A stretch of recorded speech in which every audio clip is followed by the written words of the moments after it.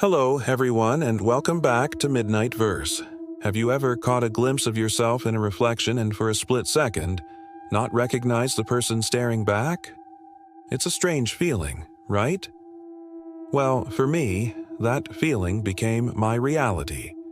It all started on a Tuesday, a day so ordinary I can't even remember what I had for breakfast. But I do remember walking into my bathroom ready to start my day and stopping dead in my tracks.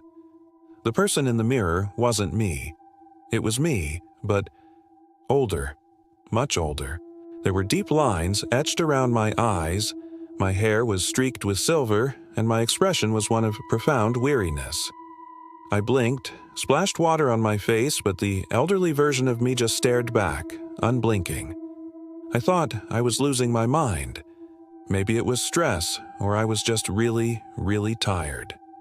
I stumbled out of the bathroom, my heart pounding a frantic rhythm against my ribs.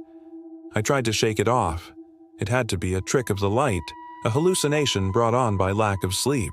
I decided to make some coffee, needing the familiar ritual to ground myself. As I passed the large, ornate mirror in my hallway, the one I bought at that quirky antique shop, I chanced a sideways glance. This time, it wasn't an old me.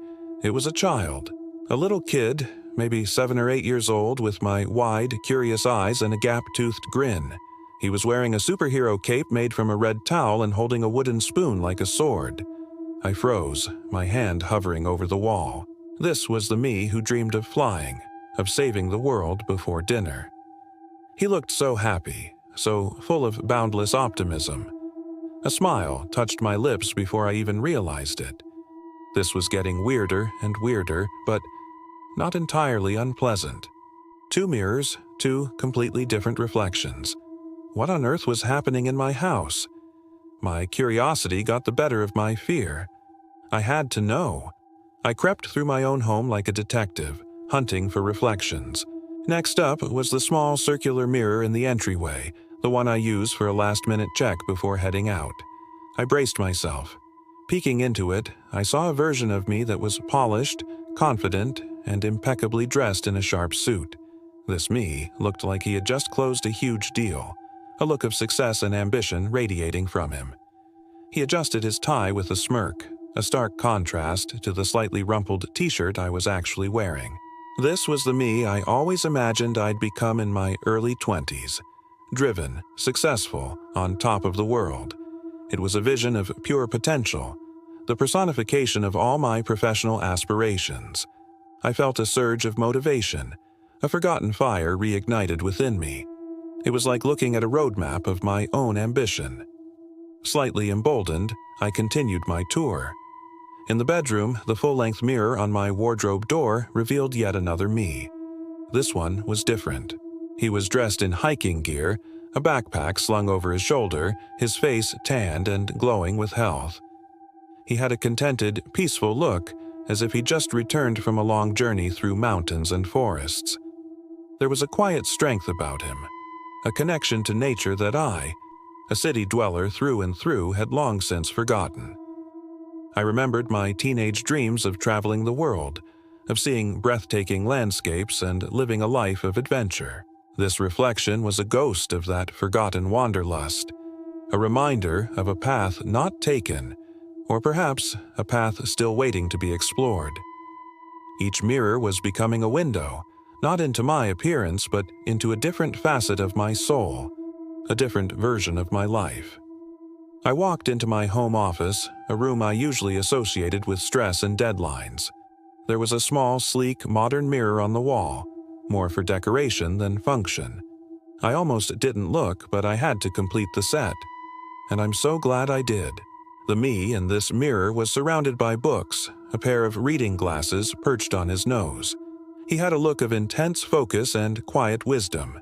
He looked like a scholar, a professor, or a writer, someone who had dedicated their life to learning and knowledge.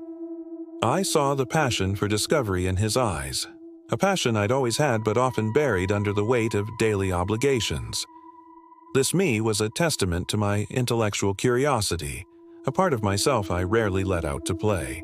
He wasn't rich or famous, but he was deeply fulfilled in a way that resonated with me profoundly. By now, the initial shock had completely worn off, replaced by a profound sense of wonder. This wasn't a haunting. It was a revelation. I stood in the center of my living room, able to see several of these reflections at once from different angles. The old man in the bathroom, wise and tired. The superhero kid in the hall, full of joy. The sharp-suited executive in the entryway, bursting with ambition. The peaceful traveler in my bedroom, connected to the earth. The dedicated scholar in my office, content in his world of knowledge. They were all me. They were my past, my potential futures, my forgotten dreams, and my deepest fears all living side by side in the reflections of my home. It was like my house had turned into a gallery of my own life, exhibiting all the different people I have been, I am, and I could be. The elderly me wasn't a frightening premonition of death, but a reminder to live fully, so that when I reach that age, the weariness is earned from a life rich with experience. The child wasn't a ghost of a lost past, but a call to remember joy and playfulness. The businessman wasn't a judgment on my current career, but a spark to ignite my ambition. The traveler and the scholar were invitations to explore the world outside and the world within. The mirrors weren't showing me different people. They were showing me different parts of the same person, me. They were reflecting my multifaceted identity. This strange, surreal day taught me something incredibly important. We are not just one thing. We are a collection of all our experiences, dreams, regrets, and hopes. We contain multitudes. We are the innocent child, the ambitious professional, the weary elder, and the adventurous soul, all at once. We often try to force ourselves into one box, to present a single, coherent version of ourselves to the world. But our true strength lies in our complexity, in the beautiful, chaotic mess of all our different selves. These mirrors, in their strange, magical way, gave me permission to embrace all of it. I haven't tried to fix the mirrors. They've become my counselors, my motivators, my friends. Some mornings I need to see the ambitious executive to psych myself up for a big meeting. On quiet weekends, I'll glance at the traveler and start planning a small trip. When I feel lost or cynical, I'll look for that little superhero kid and remember to find joy in the small things. My house is no longer just a place I live. It's a reflection of who I am, in the most literal sense. It reminds me that life isn't about choosing one path, but about walking a path that honors all the different people we carry inside us.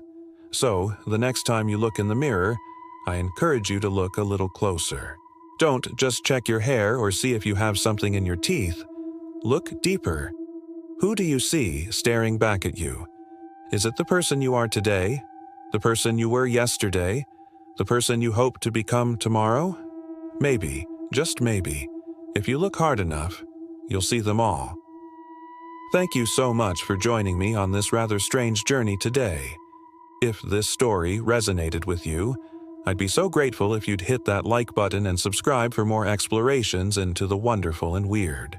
Let me know in the comments which version of yourself you most like to see in a mirror. Until next time, stay curious,